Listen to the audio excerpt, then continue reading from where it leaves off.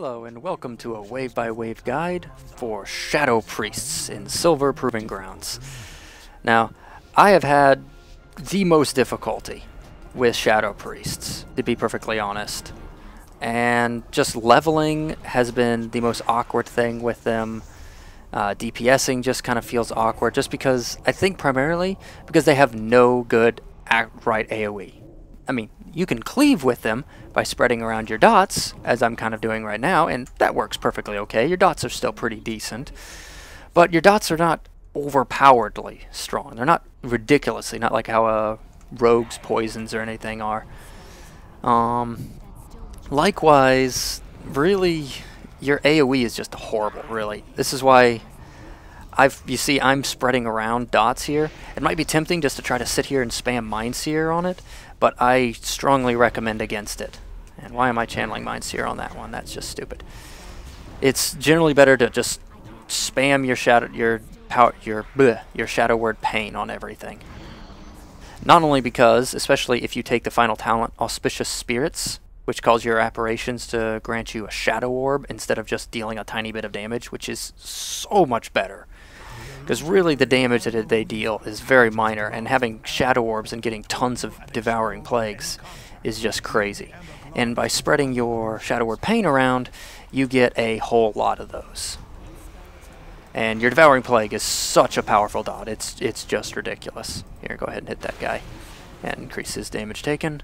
And I'll just drop plague on you and you die. See, you're great at cleaving. Shadow Priests are great at just cleaving, you know, 2 targets, maybe 3 targets at most. AoEing, not so much. They don't have any easy way of AoEing. It's basically spread around your dots and hit your Cascade or Holy Nova or whatever you want to, or whichever talent you picked.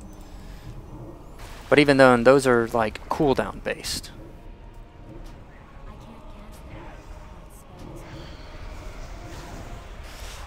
So sadly, you just don't have anything. Oh, they all died. Okay.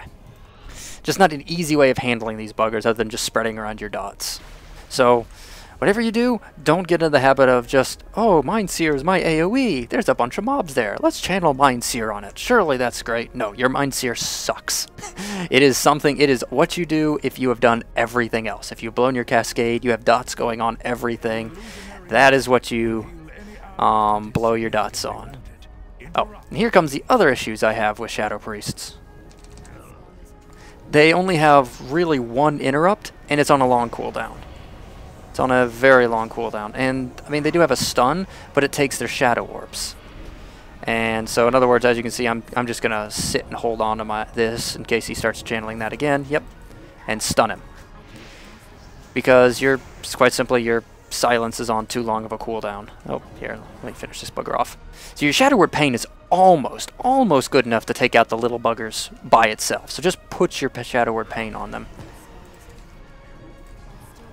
It's really important to do that. Now I'm not blowing my Shadow Fiend or anything, and I did not put my Vampiric Touch. Okay, part of my issue. Oh crap! See, that's the other issue. Your cooldown just isn't long enough.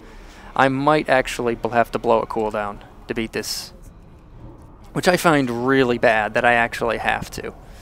Makes me feel that I'm doing something wrong, but really I just feel it's just because their DPS is awkward. It's not really because it's bad, like single target, like boss DPS, where, you know, your DPS really matters. DPS is not bad. Their DPS is fine, and cleave targets, they're great because you can just, you know, have your diseases rolling on everything constantly. It's just awkward. Because you don't really have any form of true God mode, blow everything apart burst. Because your burst is essentially just using your shadow orbs and casting your Mind Blast. So again, make sure you just spread... Oh. And I'm going to have to actually... Yep. And he's going to go ahead and get that off. But thankfully he hadn't done a lot of DPS. I hadn't done a lot of damage yet because I've been just spreading around my dots. Oh, let's go over here. I want this guy to get hit by it. Let's put another... Here, hit him, please. Thank you. That's good enough. Oh, I'm also using my feathers, my sacred feathers of amazing, to basically kite these orbs around. Yeah, does that guy not have that pain? Oh, he just died. Okay. Here. Whoop.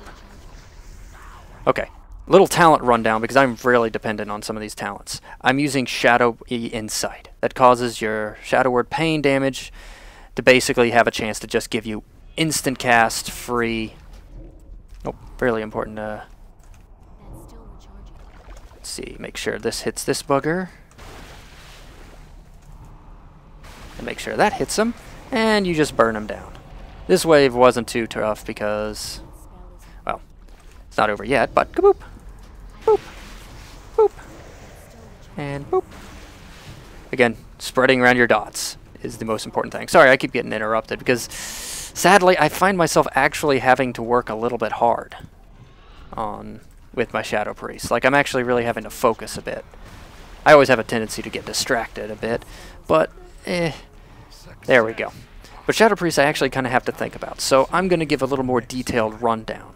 Now, you saw how I did those waves, and just again to clarify, it is more important to spread your dots around than to try to channel Mind Seer on multiple targets.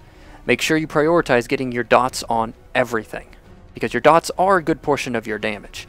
Not only because of the damage they deal, but also because of Shadowy Insight, which I recommend, which gives you the instant cast Mind Blasts, which instant cast Mind Blasts gives you more Shadow Orbs, which gives you more Devouring Plagues, which is one of your most powerful abilities. Same reason why I recommend Auspicious Spirits, so that you can get, again, more Shadow Orbs equaling more Devouring Plagues, just to blow everything apart.